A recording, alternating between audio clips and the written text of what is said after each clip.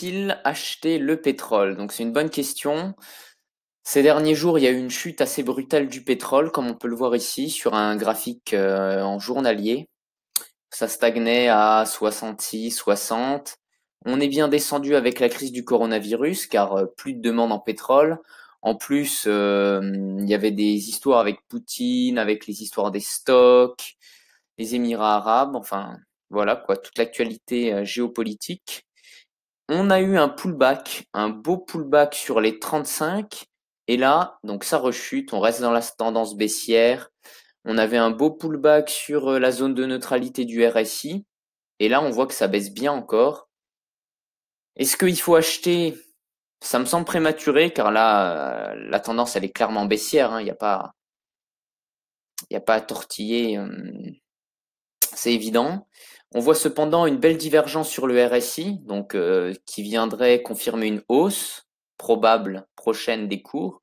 Le stochastique, on a fait aussi un beau pullback sur la zone de neutralité, on est retombé, donc c'est plutôt joli. On est toujours baissier et là il faut attendre que ça se reprenne. Pour le moment, en une heure, donc là on voit ça vient reconsolider, ça peut aller toucher par exemple vers les 20, les 22, rebaisser. Il faut attendre qu'on fasse un genre de double bottom, donc aller monter par exemple vers les 21-22, consolider sur les 20 par exemple, un peu plus haut que 18, et ensuite on pourra repartir. Mais pour le moment, c'est clairement une tendance baissière. Certes, il y a une divergence sur le RSI, mais qui est clairement pas confirmée. On est toujours sous la zone de neutralité. Donc là, il y a de nombreux particuliers qui se font piéger. Bien sûr, hein, il peut y avoir un beau pullback sur les 20 et une très belle rechute, il n'y aura pas de problème. Donc, après, sur le plus long terme, donc, soit on peut trader le Brent, donc avec des outils comme des brokers comme Oanda, LMAX, IG Market, même si IG Market je conseille pas spécialement. Mais aussi on peut investir euh, dans le pétrole avec Zone Bourse, enfin non pardon, avec Total par exemple, les valeurs pétrolières. Donc qu'est-ce que donne Total?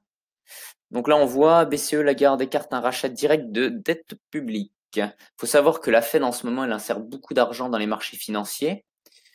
Donc, investir dans Total, pour moi, c'est un peu prématuré, car Total, c'est quand même une des plus grosses entreprises du CAC 40. Si on regarde le France 40, donc le CAC 40, on est toujours baissier pour moi. D'ailleurs, j'avais dans ma dernière vidéo montré que je me positionnais à la baisse sur le CAC 40. Donc voilà, hein, ça je l'ai toujours, mon Lixor BX4. Bon, on a une plus-value de 3% pour le moment. J'aurais bien voulu le vendre hier par ici. Problème, c'est que Boursorama, bon là, je suis allé ouvrir un compte parce qu'ils m'offraient 150 euros, mais ils te prennent des frais pour fermer et ouvrir tes positions, c'est une folie. Donc bon, je me suis dit, on va plutôt viser du long terme.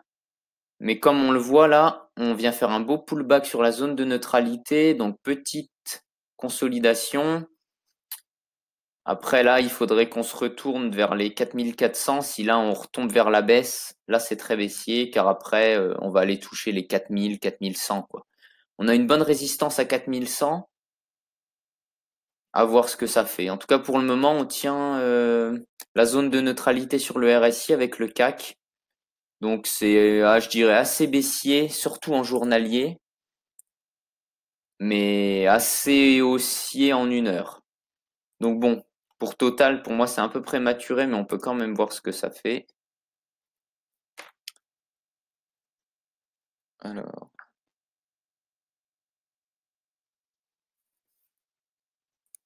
donc Total, il se reprend. Donc là, on voit que Total, il fait un double bottom, mais encore, c'est assez incertain. Donc pour le moment, restons vigilants, même si Total à 30, ça peut être intéressant. Voilà, voilà, j'espère que ça vous aura plu. Abonnez-vous, mettez des j'aime et à bientôt.